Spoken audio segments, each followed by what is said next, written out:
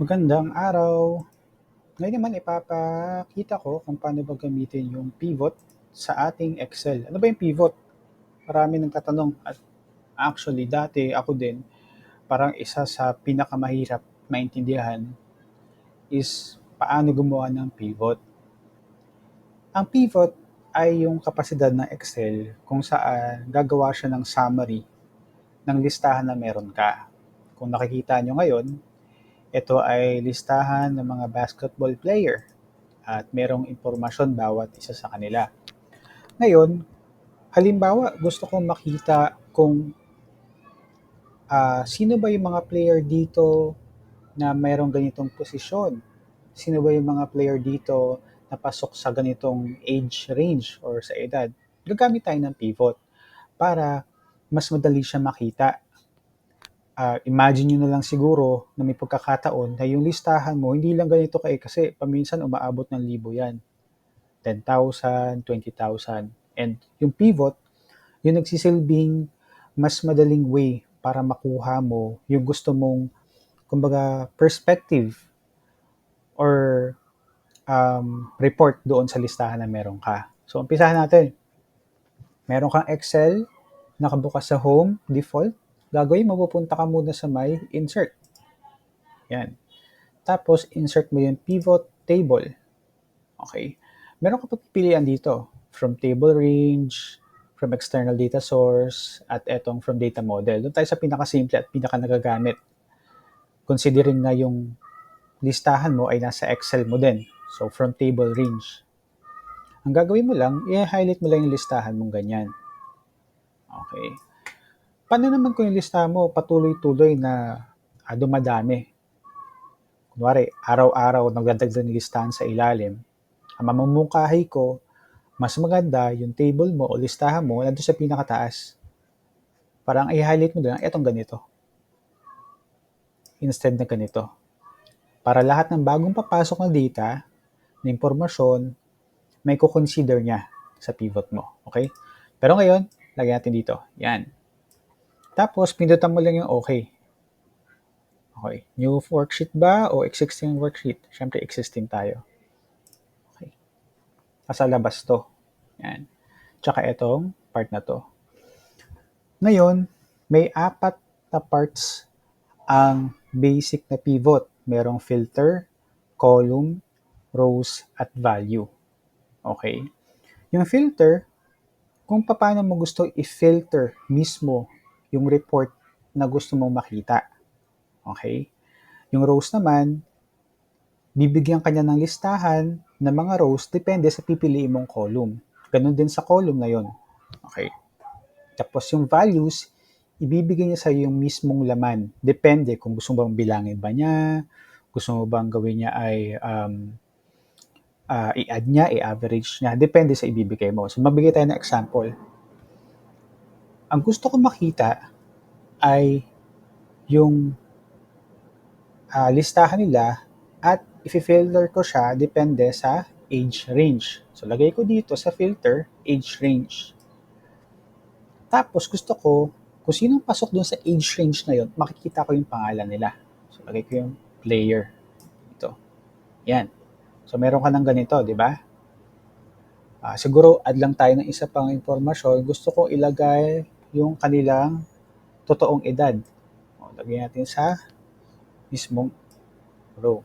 Okay. Medyo magulo siya. Tama? Para maayos natin siya, pupunta ka sa design. Tapos, pumunta ka sa report layout.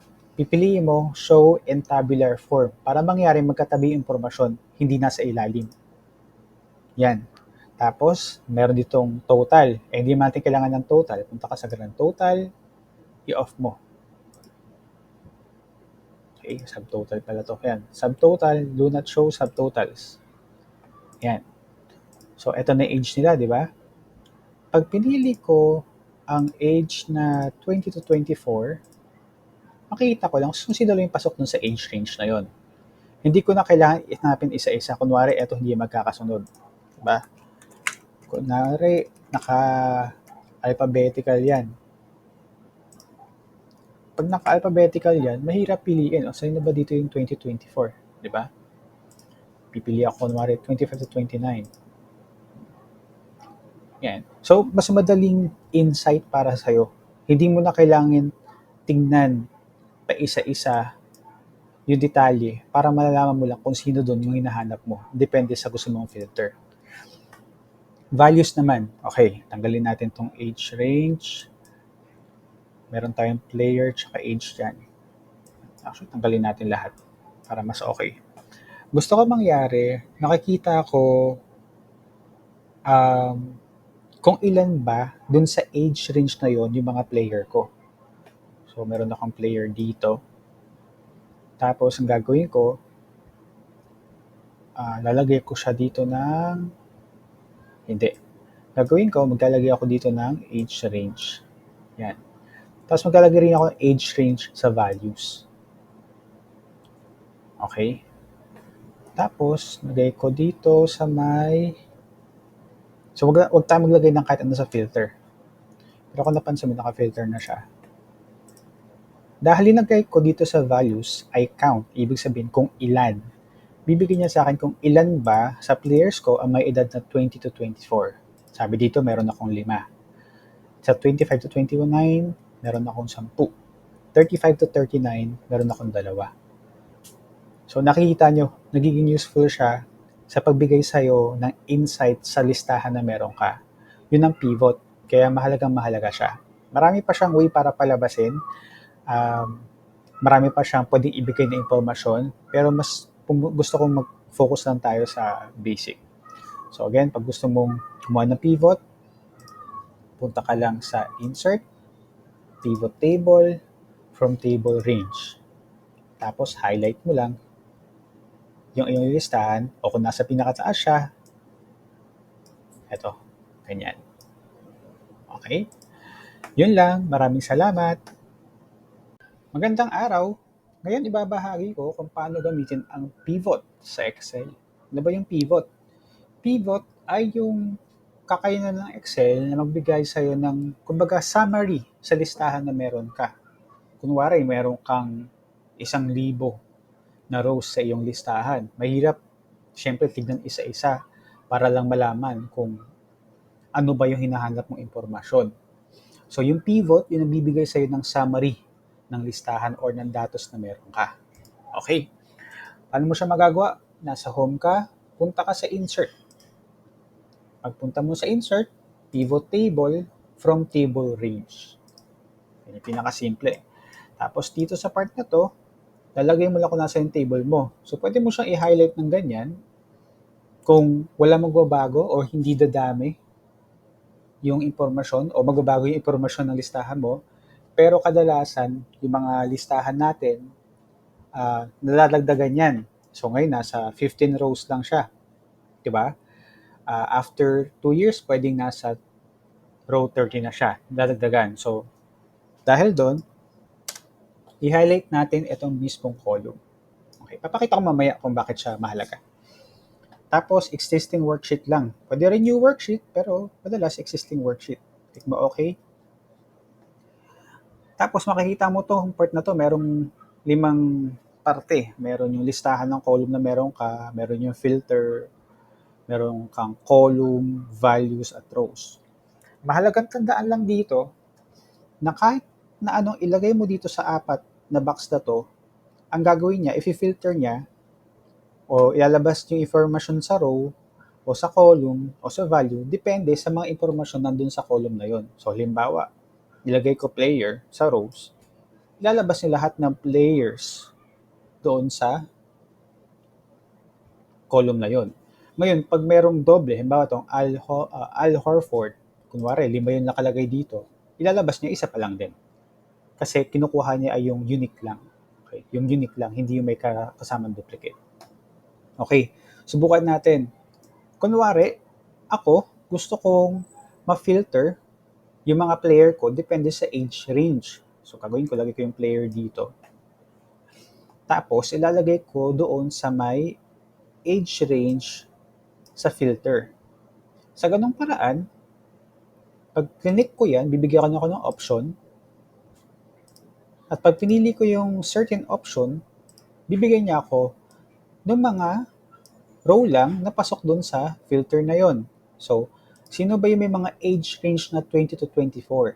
Yan, 5 lang sila. Pag pinili ko naman, 25 to 29, ayan.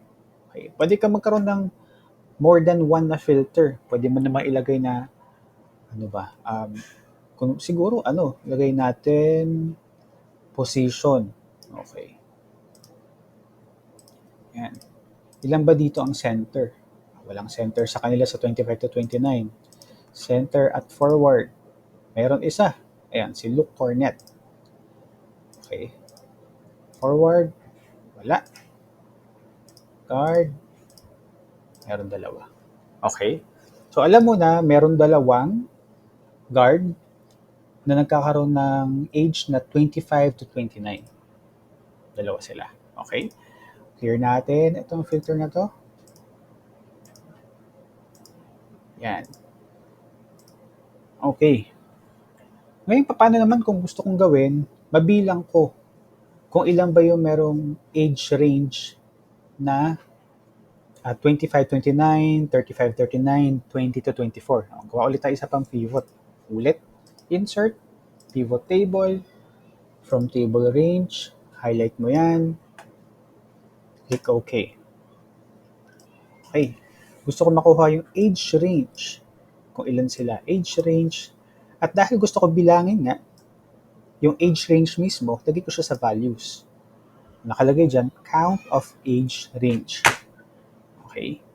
So, alam ko na merong 5 na merong age range na 20 to 24, merong 7 na 25 to 29. So, maraming paraan kung paano mo siya gusto gawin. Pwede mo rin siyang gawin na, okay, meron na tayong nakalagay dyan na age range, diba? Gusto ko malaman ilan doon ang forward, kunwari. So, isa lang. Forward doon, 2024. Forward center. Isa lang sa 25-29. So, marami dito. Yan. Forward, dalawa sa 25-29. Okay. Ganun kasimple yung pivot. Kanina nabanggit ko na mahalaga na i-highlight natin ito. Kumpara sa i-highlight mo lang yung mismong listahan kasi magdadagdag ka sa ilalim. So kanina, naghiwalay ako ng 3 dito. Didikit natin ngayon dito. Dikit natin. Yan. So nakita natin, di ba, na meron tayong 7 25 to 29. Dinagdag ko, 3 din sila na 25 to 29. At kanina 7, nagdagdag akong 3. Pag ginawa mo na lagay mo sa mismong listahan mo o sa pivot mo, tapos pumunta ka sa pivot table analyze at pinitot mo yung refresh all, magbabago din yung listahan mo, mag-update din siya. So kanina 7, naging 10. Tapos eto, dagdag silang 3. Diba? I-sort natin from A to Z. Ayan. So meron tayong 17 players na. Kanina meron lang tayong 14. Okay? So, sana nakatulong sa inyo to para makakuha ng o magamit yung pivot. Pag may question kayo, mag-comment lang kayo. Salamat!